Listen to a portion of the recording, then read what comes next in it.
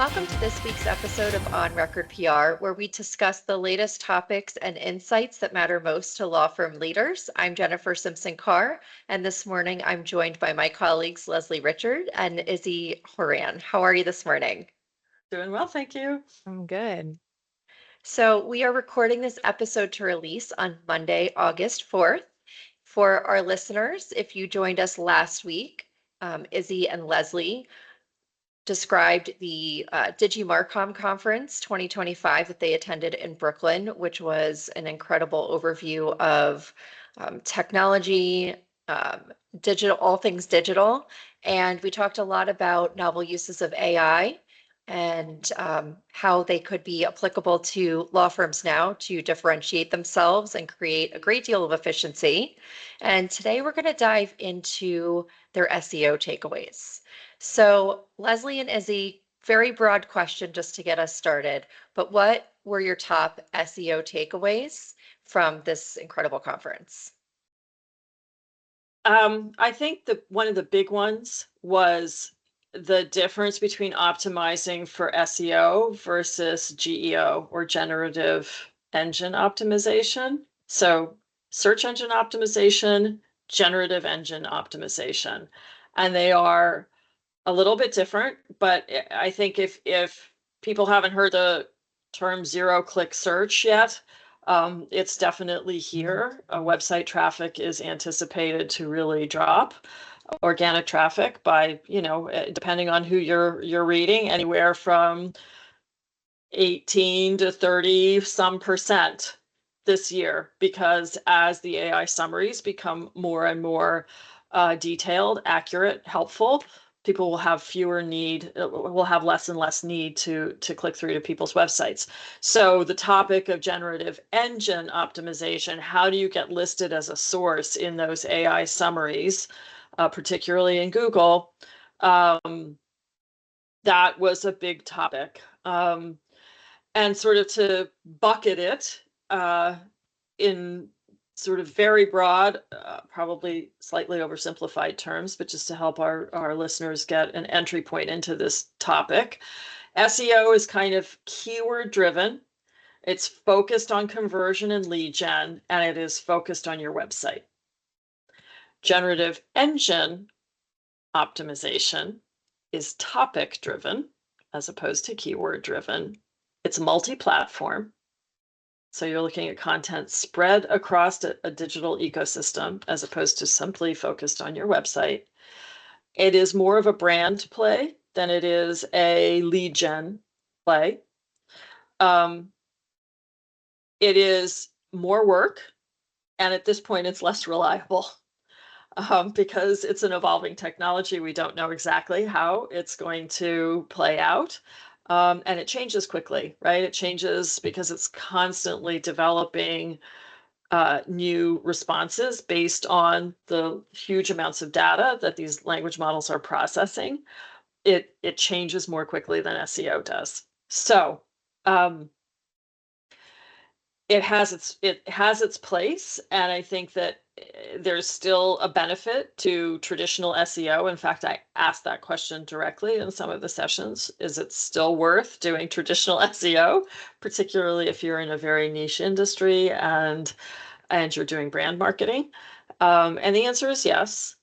But you want to be thinking about some of the geo strategies, and so that you're prepared for what's coming, and so that your content and the way that you structure it and the way that you deploy it can be multi-purpose, so that you can be achieving your SEO goals and still preparing yourself for the GEO goals that will become more and more important as AI responses get more sophisticated. And that becomes the primary way that we search for and look for content. So let's talk about that. I wrote it down. GEO more for a minute, because for years we've been advising law firms on SEO in terms of how they develop their content using thought leadership, right? And so I can imagine in a role now how frustrating it might be for someone in-house, right? I've told my attorneys that 2,000 word, and I'm, of course, I'm just Yeah, spitballing here, sure, but sure, right, long form content is what works. And here are the number of keywords and how often we should use them. Well, now Google might ding that because you're planting keyword. I'm thinking of like the evolution that we've had to sure, go through sure. to keep our websites and content up to date. So I'm just thinking a reaction to this might be, "Oh, here's another thing we have to know." So let's talk a little bit more about what they should be thinking about, our listeners should be thinking about when it comes to continuing SEO, like we know it, or what we should change, and then considerations for GEO, because as a thought leader, I'm sure law firm leaders want to be able to go back to their teams and say, here's something coming down the pike that's going to be really important, with our website as a really key resource for the firm. Yeah. I mean, there is some good news in here, which is that there is crossover, right? The things that are good for SEO and GEO, there are still things that are the same, right? Google's need consistently, and I've been doing this for a long time, from the days when people were doing sort of black hat techniques of, putting white type on white backgrounds, which Google figured out in about 2 seconds, right? To sort of stuff keywords like that. And I'm dating myself. That's a hack from many, many years ago. But I think the message here is you don't uh, Google's goal always, Google's goal is not to get traffic to your website. They don't care about that. Their goal is to deliver high quality, relevant content based on a user search.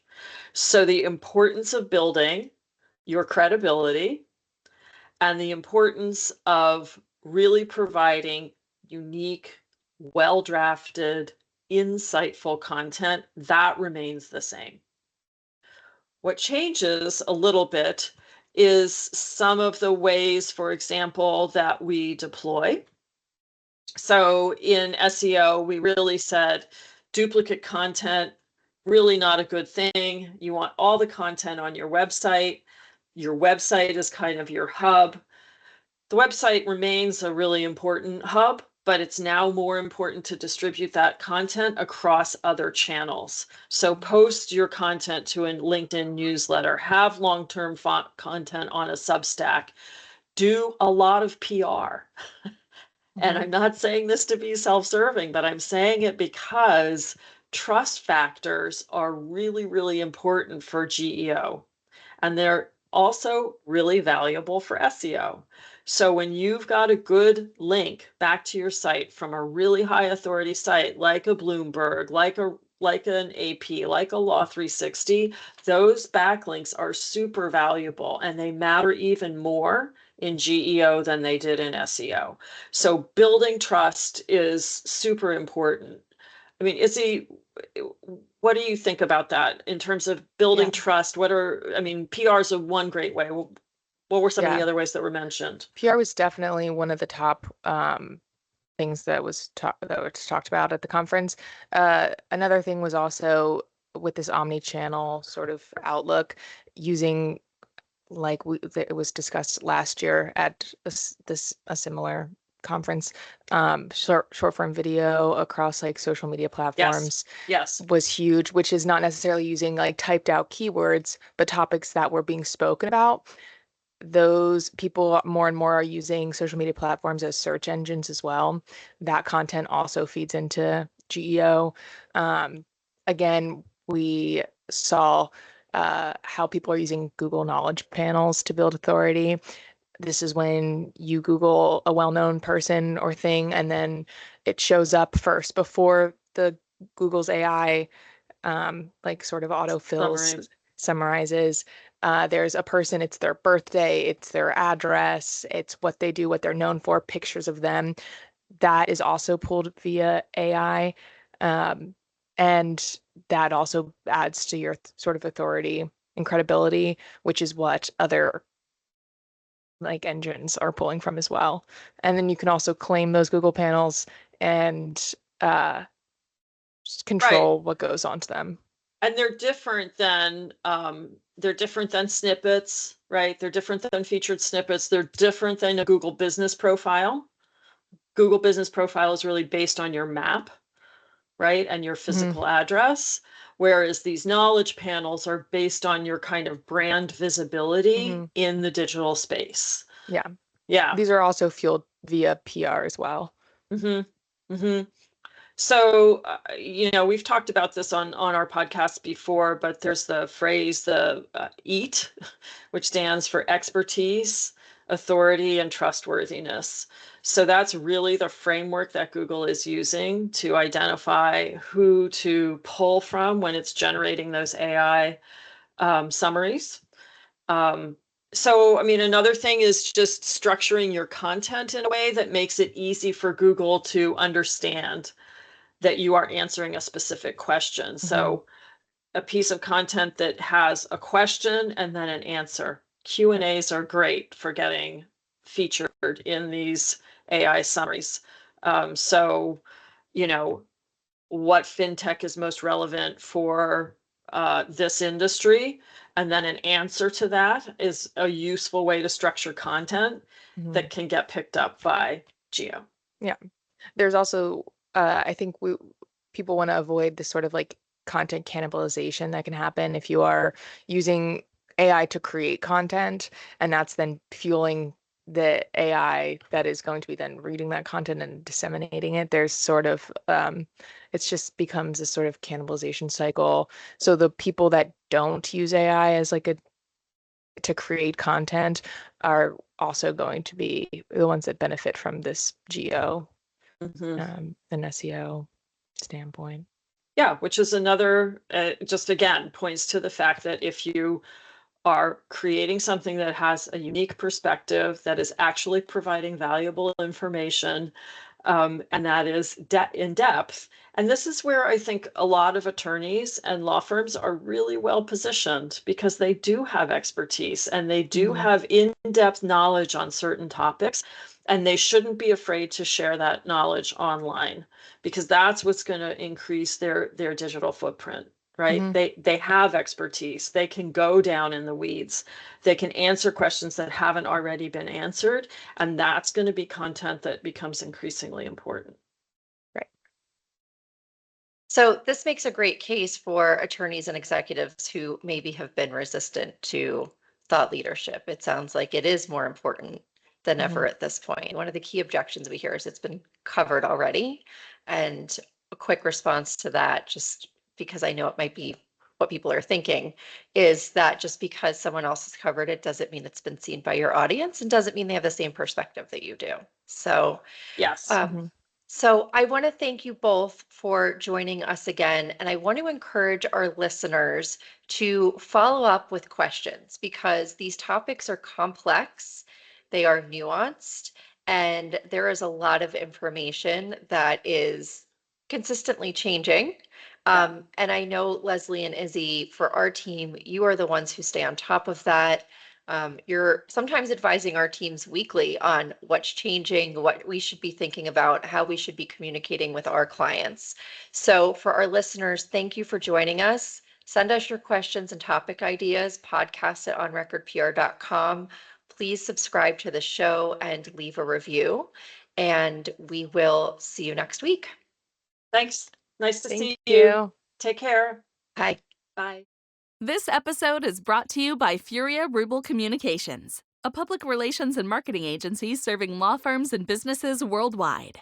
With an expert team positioned throughout the U.S. and supported by an international faculty, Furia Rubel enhances our clients' brands through integrated communications by providing expert guidance in crisis management and high-profile litigation, protecting brand and reputation, and supporting internal marketing teams.